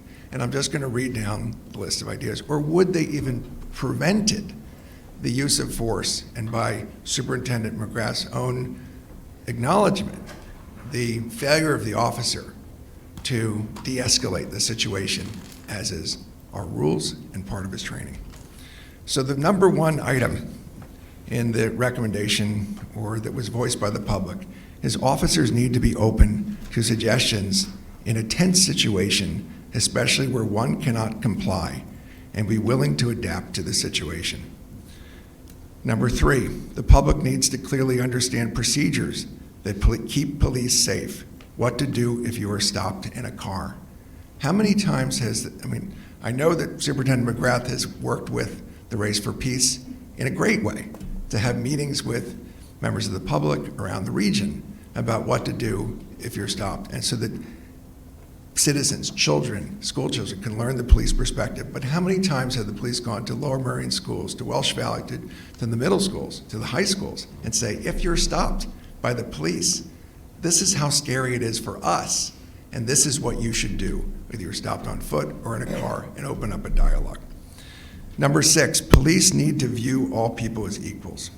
7, the need to pull people over for small offenses should be explained. I think they might have done that, but it's something important in each instance. 9, utmost importance to treating citizens with respect. 10, police need to carefully explain why you are being stopped. 12, importance of respect, trust, and communication. 13, I grew up with a community police, and we had an interaction with the officer every single day. We need to return to a model where you know your neighborhood police officer. 14, police athletic league on Saturdays, off hours. We knew officers by name. Police come back to the neighborhoods on evenings and weekends. How much of that was done since 2015? 18, how do we help the police build the necessary relationship with the community? 23, diversity within the police department is allowed at the recruitment stage. 27, police need to understand people, especially women at night, feel vulnerable. 28, knowing your officer is important. 29, we need to examine incidents such as the Nathaniel Williams matter to build understanding. That was a guy with a heart condition. Mr. Gordon, I don't mean to interrupt, but we tend to have a 3-minute limit. We've sort of gone over, so if you're in the home stretch, that would be good. For clarification, I thought the 3-minute limit was public privilege of the floor. Well, we do have other people who are waiting to speak. That's my understanding. All right. I'll move it forward. The Nathaniel's incident was a man who had a heart condition, and he was stopped because he was identified by a black police officer as someone who had possibly committed a robbery. And tasers were held out. Tasers also need to be studied especially after the Taser company came out with a warning saying these aren't as safe as we originally represented them to be. Police are scared too. The public needs to know the protocol for what to do when stopped. Let me go on. We need to look at the police race relations models in other U.S. cities and suburbs abroad. We need to find examples where police departments are successful in race relations. So it goes by saying that these were the items that were put on the table in 2015. It's a long time ago. What has been done, what hasn't been done, what could be done by this police chief, what could be done by the next police chief. The issues are complicated and require fine-tuned solutions. Finally, we'd like to have you think about how we can address better police relations going forward. Perhaps an ongoing meeting with interested commissioners and members of the NAACP and the public. We need to open a dialogue and have a conversation. Thank you. Thank you very much.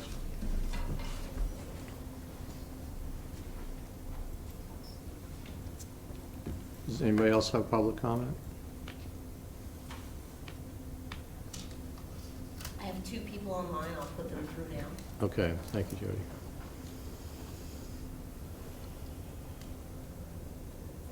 And I have 3 people online now. The first is Zandra O'Neill. Hi, I'm Zandra O'Neill. I live in Wynwood.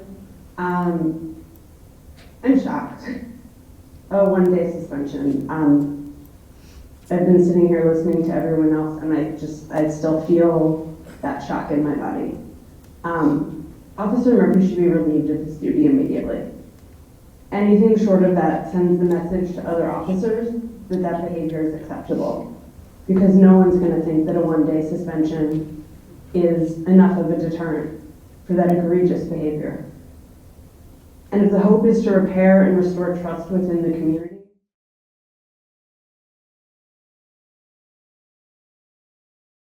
there needs to be a policy of more transparency so that members of the community can feel safe with those whose duty is said to be to protect and serve.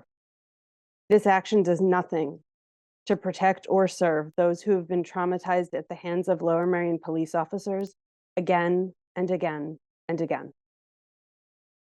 This recommended action is a punch in the gut to this community. You can do better. You must do better. As was stated by others, all officers present that day are complicit in what happened. If you vote for a 1-day suspension and not termination of Officer Murphy and the other recommendations mentioned by the NAACP, you are complicit too.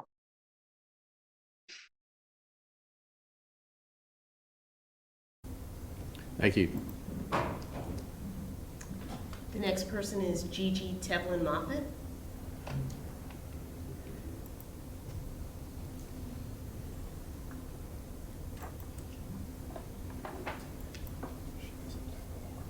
Ms. Moffett? Yeah, I can see that she's online. Oh, I'm so sorry. I pushed the wrong button. I apologize. Gigi Moffett, Narberth Borough, former Vice President of Narberth Borough Council and in charge of public safety at that time. First and foremost, thank you for allowing me to speak. Secondly, how any police committee is taking any of the 3 recommendations by this superintendent is beyond shocking and somewhat insulting to the community. And I would suggest that you reject all 3 of them. My first question is, have these officers that are being recommended, have they been screened for bias, and have they passed a psychological evaluation regarding the issues, ideas, and concerns that the public have brought forward? Secondly, with the disciplinary action piece, really, I mean, beyond the pale here, 8 hours. Is that with or without pay? We haven't heard that. This is insulting in the opposite extreme of the actions that the community has asked for. I would suggest, once again, that a full outside investigation not done by community members. I differ with Mr. Gordon there. We need professional people who understand what has to be done here and handle the situation professionally. I would suggest that if Superintendent McGrath remain for the rest of his term here, that he release the internal document and Mr. McNeely do so as well. I would suggest again that the the police committee be changed, and that 3 white men should be dismissed of their charge. You've heard the shocking amount from Crystal Blunt of what has gone on in this community. I think it's time for a very clear and honest change. And I would suggest once again that anyone who's sitting on a police committee take the state program regarding management of a police department. It is offered to you free, ladies and gentlemen. I am beside myself that anyone would take any recommendations from this police department at this time. It is appalling, and I thank you for your time. Thank you. Jody, do you have anybody else? Yes, Jamie Mogul. Okay. Hi, sorry it's in the dark here. Jamie Mogul, Haverford. I guess I'm often left speechless, which I'm sure some of you will find surprising. This is shocking, but surprising, especially as this is an internal investigation and an internal decision of the police. Essentially, why wouldn't you protect your own?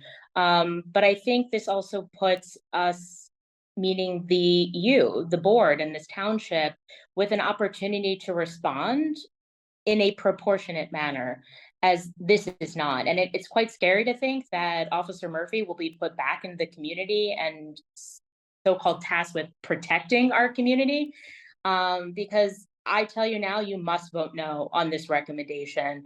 If you do anything other than that, like supporting it, you're basically complicit, as the other said. You're saying it's okay to pull a gun on a woman of color when they're pulled over for a traffic stop after putting their flashers on and pulling into a public parking lot, then being tased and dragged from their car. And then let's not forget, subsequently charged and arrested by those very same police that assaulted her. And it was very shocking to me to learn these charges that were brought against her were not by the DA. I want to make that clear. They were made by the police. These offenses are not done by the DA. The Montgo DA does not have a charging unit. So you must, as a police committee, make recommendations that allow you to have the proper oversight, because that means these police officers not only assaulted this woman, but then decided the probable cause to arrest her. Then they also put forth different press releases, which you also had no review and oversight of, to make their case of reframing this message, and then got to investigate themselves. So I also encourage you that you must do an outside investigation by a neutral party with no affiliation with the township, whether elected or staff members or the police or the county, to do a full investigation and help our community. Because at the end of the day, we're going to pay for this and nothing's going to change. You can have all the policies you want. That's great. Use of force, de-escalation, but we're proving to everybody they don't mean anything, because it's the people who are enforcing them, like this superintendent here, who his own police have said they do not like, that he's got to go. And he's presenting these things today. And we're paying, us as taxpayers, and we're going to have to take the brunt now. You can't even talk to us because there's the threat of litigation. So the police should not be investigating themselves, and please put into some protocols for review and approval and oversight of the police, who then get to, I guess, testify to prove their case. And there's nothing that we can do except pay up. So please make a stand and do your job. Anybody else? One more person, Kim Lippitz. Okay. Yeah, I was not planning on speaking tonight. I was just planning on listening, so I don't have my camera set up. But I am so shocked by the recommendation that I just need to express how shocking that is. I was at the larger meeting when the superintendent presented the PowerPoint presentation when the audience was filled. I was equally shocked. I was not planning on speaking that night. I was visiting my father at the time, I was so shocked at the narrative of the PowerPoint presentation the evening that this was presented to the community, and really the spin in a way that really was alarming. And I don't know a lot about the Lower Merion Police Department. What I do know about it now is really upsetting. So I don't see how in good conscience any one of you could possibly vote for that level. I mean, one day, that's an insult. I can't even believe that the superintendent just recommended an 8-hour suspension for what we all witnessed on a videotape, and what he spun before the videotape in a PowerPoint presentation that clearly you guys didn't review, because the PowerPoint presentation before the video was even played was offensive. So this is going to create, there's outrage in the community over this, even though maybe the audience isn't filled. People are tuning in, people are aware of this, and there are a lot of allies who really want to voice support for our Black and brown neighbors. This is not okay where I live. I do not want to live in a community where the superintendent of police would recommend an 8-hour suspension for this level of abuse, and have a board of commissioners who, I understand somewhat, okay, you can't talk because of litigation, but you got to say something. You got to say something, whether it's in adopting the proposals by the NAACP, but you guys can't sit there and do nothing, because it's a really bad look. Thank you. Thank you. Wish to make public comment? Yes. Okay. My name is Roxana Wright. I am co-chair of Power Main Line, and I'm also working in NAACP.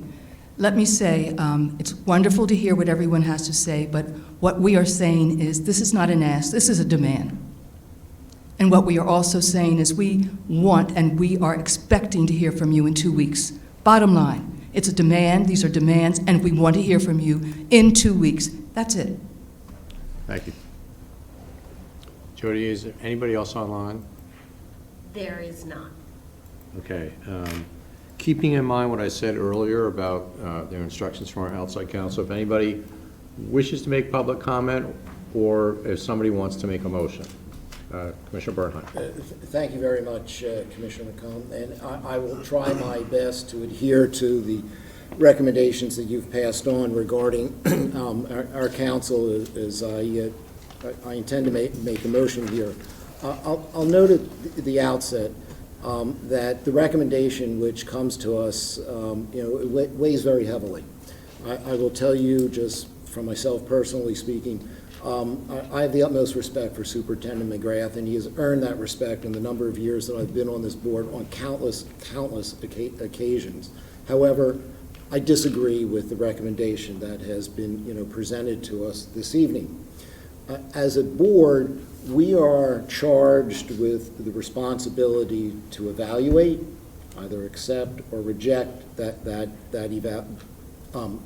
recommendation.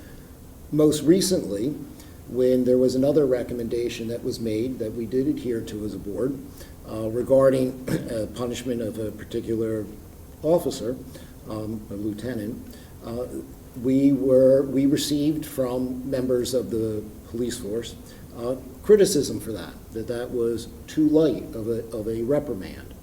And we take to heart that which people tell us, be it members of our police, members of our public, and recognize whether it's an officer or a member of command staff that we need to have some consistency.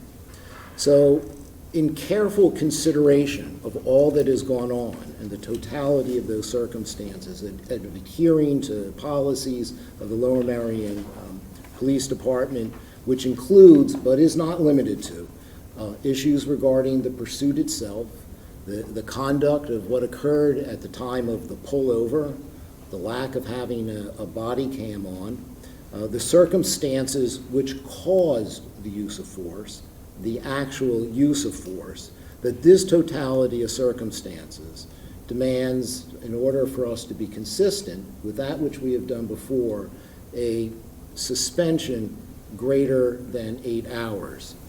In my tenure on the board, other than suspensions which have been permanent, I think the most that's ever occurred is one which has been equivalent to 5 days. My recommendation is that we have a suspension which doubles that, which would be 80 hours, which would be something twice as much which has happened at least, in the past decade, and that be something that we, then consider, so that indeed it is appropriate for the misconduct that we have seen, and that it also delivers a message to those within the police force that, yeah, we've heard from you when we were too light before, we are not now, and that they understand that this is something that is taken with extreme seriousness. Issues of policies and protocols, that we will leave for another day and another time for determination. And while there are a number of things that come to mind and a number of responses that I would have to many of the comments that were made here this evening, I will defer that to just having made the motion that the suspension that this board approved, given these set of circumstances, be an 80-hour suspension. Okay, thank you, Commissioner Bernheim. It's been seconded by Commissioner Grimes. Are there any other further commissioner comments with respect to the motion made by Commissioner Bernheim? Commissioner Crump? Yes, President Sinai. Yeah, so I wanted to respond to public comment, if I may. Certainly. Okay, at least in brief, and I apologize for being on Zoom. It's, as my colleagues know, but the audience does not. I would have been there in person tonight, but I tested positive for COVID, and so I am here, the closest I can get, and I'd wanted to be there in person, especially for this issue. I also want to thank everyone who spoke tonight, both in person and virtually. And wanted to respond with just a couple of things. And I think, as everyone recognizes, you can't really speak to the particular incident on January 8th for the reasons that Commissioner McComb gave. But I do want to say a couple of things. The first is, this board is the representative of the community. I recognize that there's a lot of calls for broader representation, and those are important, and that's something that the board is working on. I recognize that there are calls for external investigation or community groups, but let me tell you that this board has spent a very long time in careful consideration trying to understand the issues that are at play here, and represent not only the community, but like all the stakeholders in this. And that's a role that we take very seriously. The other thing is, I want to thank the speakers, but especially the NAACP of the main line, for really, bringing a number of things to the fore, for us to consider. And there are really two issues going on here. One is the issue of the actual traffic stop and use of force incident, but the other is all the other issues and topics that particular incident has raises, or really re-raises, in this community, and it makes it an opportune time to revisit them as a board in the community. And so we will and are doing that in considering many issues, including some of the ones that were raised. And I have a personal preference for how to do this. My preference is that we proceed thoughtfully and carefully and with broad input and thoroughly, rather than hastily. And so that is how we tend to go. I appreciate the offer of collaboration. I think that is a terrific standard. And there are a number of to have really what is a police department that consistently meets the high standards that we on this board and the community that we represent demand. We should be continually working on it. And I look forward to doing that with my colleagues on this board. and with the members of this community. Thank you. Thank you, President Sinai. Any other commissioner comment? Commissioner Churchill. Thank you very much. Superintendent McGrath, I just wanted this just information. It's my understanding during this incident that a taser was discharged, but it didn't deploy. Is that correct? No. It is correct. It deployed. I think it's a terminology issue. Taser was utilized. It did not have its intended impact, which is to mobilize somebody. Okay. I just wanted to clear that because the use of person being tased, that would be inaccurate. Taser was utilized, however, it did not accomplish what it is built to do. Okay. I have other things to say, but my attorney says no. But if Commissioner Zeloff would like to make a comment, I might build on that. Thank you, Commissioner Churchill. Commissioner Zaloff. Thank you, Commissioner McComb. Ongoing dialogue between the community and this selected body, which, as our president has said, has spent a great deal of time on this very important issue, is the engagement and the dialogue is very important both in this public forum and outside of it. A suspension is without pay. That question was asked. There were two policy violations. The failure to wear the body-worn camera is a serious one. The pursuit, less so. But the use of force procedures in the police officer's response followed procedures and were not excessive. Poor judgment. Skills learned in de-escalation training were not used. But this board is unbiased in its decision-making. I've seen it for a long time. It was suggested otherwise. 30 years ago, the Police Minority Relations Committee, as it is now named, was created for good reason. And it functions very effectively in a two-way method, two-way approach with the police department, the community, and the community back to the police department. And I think it's worthwhile to note that of the 7 or 8, I believe it's 8 charges from the driver, the district justice upheld those charges and they have been submitted to the Common Pleas Court.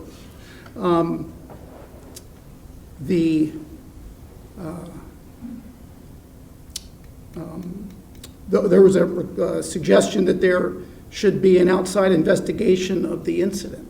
The internal investigation has been as public as any investigation I've ever seen in this township. It's been transparent, it's been documented, it's been discussed publicly, and it's been discussed several times, well, 2 times with the Police Minority Relations Committee. I don't think another investigation is necessary. We all know what happened. I cannot support the 80 hours of suspension that has been proposed. Thank you, Commissioner McComb. Thank you, Commissioner Zell. Commissioner Kramer. I'd just like to say that thank you. I respectfully disagree with my colleague, Commissioner Zeloff, and thank you, Commissioner Bernheim, for stating so much more eloquently than I could our charge and our responsibility. And I'd like to thank everyone here for your thoughtful comments and for the offer of cooperation. And I intend to take you up on it. Would you mind speaking up? I'm done. Okay. You heard. Sorry. I know. I'm sorry. Yeah. Try that again. Any other? Commissioner Courtney? Thank you, Commissioner McComb. I have trouble with this because we've been told not to speak on specifics. So the last time I was asked to vote on disciplinary action that I didn't necessarily agree with, I referred to the police mission statement. So I'm going to read a section of the police mission statement. It's the very end. It says, "We show respect. We commit ourselves to uniting the public and the police by treating each other in an unbiased, dignified, and compassionate manner. We value the diversity of our community by providing timely, impartial, and courteous service to all. I hope it's clear how I feel about whether the police have lived up to that part of their mission. I think the call for independent review of our training and our policies is a good one. And I don't think the disciplinary action recommended by the superintendent is in keeping with this mission statement. Out of respect for my colleagues, I will vote in favor of Commissioner Bernheim's recommendation of 2 weeks, but it doesn't sit well with me that we aren't going further on this.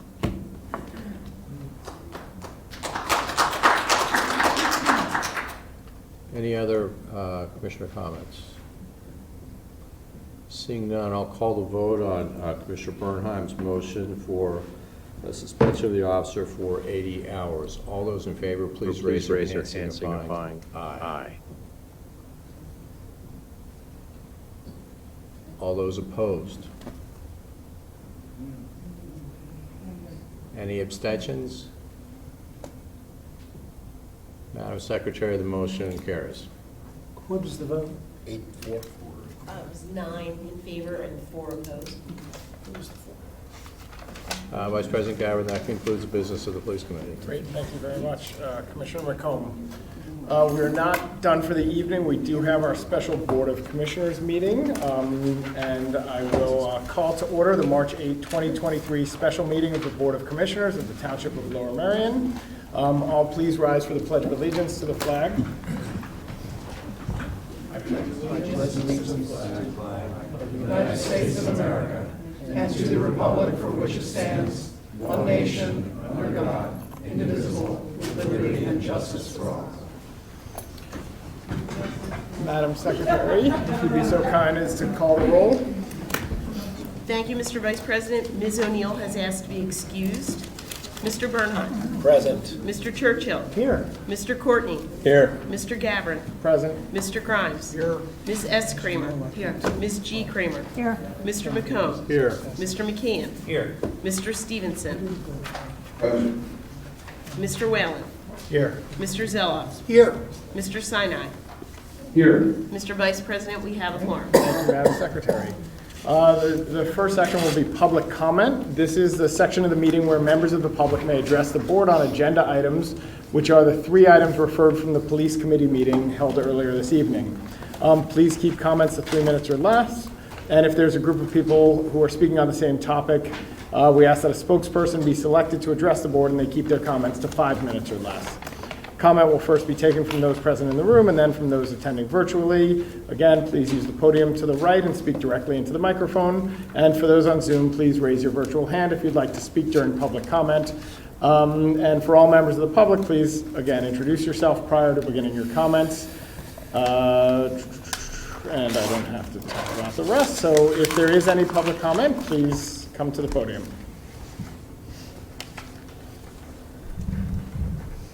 Adrian Seltzer, Wynwood.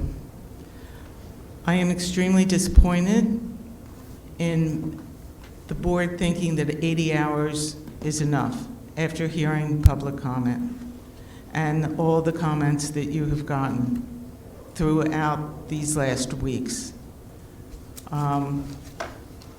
It saddens me that the understanding of the trauma that you have put the Black and brown community through has not gotten through to you. It really has. So that's all I have to say. I'm very disappointed. Thank you. Any other comment? Jody, any comment online? I have one person online,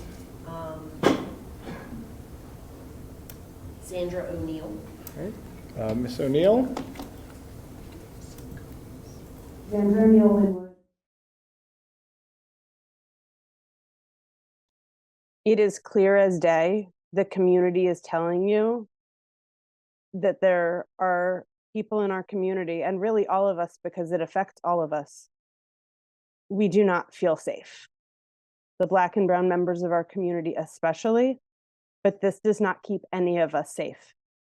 That you can't see that 2 weeks is still in the scheme of things better than a day, sure, but a day is setting the bar so incredibly low. This is an opportunity for you to share the values of the community, of the people who have elected you and put you in the position to make a decision here. And it's disheartening that 2 weeks is the best that you feel you can do. Thank you. Is there any other comment? Jody?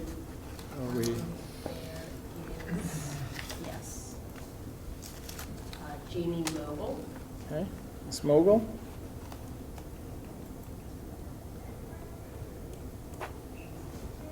Good evening, Jamie Mogul, Haverford.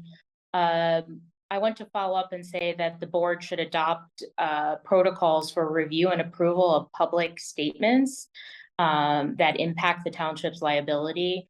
In this recent incident, which we previously discussed, that was the tasing of the Black woman. The press releases, press conferences, statements, even the press release of a statement regarding the killing of another person of color by a police department, all of that was done without review or oversight, and potentially exposing the township and taxpayers like myself and others to unnecessary liability. So it should be part of that oversight when not to talk and not to give public statements. However, that doesn't seem to be a part of the process. I'd also encourage the board, when there are aggressive or use of force or de-escalation violations, that those are brought to the board before any charges are brought that could impact, again, the liability and risk of the township. Because again, at the end of the day, that's part of your job, which is the oversight of that department. But right now, it doesn't seem that you have the ability to do that when it comes to public statements. Thank you. Thank you. Okay, seeing no more public comment, any, we do response to public comment or no? Is there any response to public comment? Seeing none, we'll move on to Police Committee. And unless anyone objects, I'm going to make a single motion to approve the 3 items recommended by the Police Committee. Are there any objections to doing it all as one motion? Yes. Okay, so I will do 3 separate motions. The first motion is a motion regarding the authorization of disciplinary action. I will move to approve an 80-hour suspension of a police officer as recommended during the Police Committee. Do I have a second? Commissioner Bernheim? Any comment from the board? Seeing none, we'll call this for a vote. All those in favor, please raise your hand, signifying aye.